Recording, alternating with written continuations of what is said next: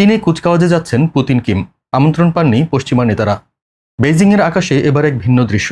আগামী সপ্তাহে চীনের তিয়ান আনমেন স্কয়ারে অনুষ্ঠিত হতে যাচ্ছে বিশাল সামরিক কুচকাওয়াজ। আর সেখানে থাকবেন রাশিয়ার প্রেসিডেন্ট ভ্লাদিমির পুতিন এবং উত্তর কোরিয়ার নেতা কিম জন উন। কিন্তু আশ্চর্যের বিষয়ে কোনো পশ্চিমা নেতাই আমন্ত্রণ পাননি। এ যেন এক ধরনের জবাব সরাসরি আমেরিকা ও ইউরোপের মুখে চপেটাঘাত। চীনের তথ্যমতে বিজয় দিবস কুচকাওয়াজের নামেই সাজানো হচ্ছে এই প্রদর্শনী, দ্বিতীয় বিশ্বযুদ্ধের সমাপ্তি ও জাপানের বিরুদ্ধে বিজয়ের ৮০তম বার্ষিকীতে। এতে চীন দেখাবে শত শত যুদ্ধবিমান, ট্যাঙ্ক, ড্রোন বিধ্বংসী অস্ত্র আর নতুন সামরিক সরঞ্জাম। হাজার হাজার সেনা মার্চ করবে বেইজিংয়ের কেন্দ্র জুড়ে।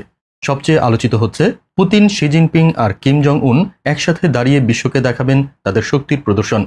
বিশ্লেষকরা বলছেন, এ শুধু কুচকাওয়াজ নয়, বরং এক নতুন ক্ষমতার ভারসাম্যের ইঙ্গিত। পশ্চিমা বিশ্ব যতই অস্বস্তিতে থাকুক, বেইজিংয়ে এই সমাবেশ প্রমাণ করছে পূর্বের শক্তি এক হচ্ছে, আর তাদের সামনে মাথা নত করতে বাধ্য হবে পশ্চিমারা।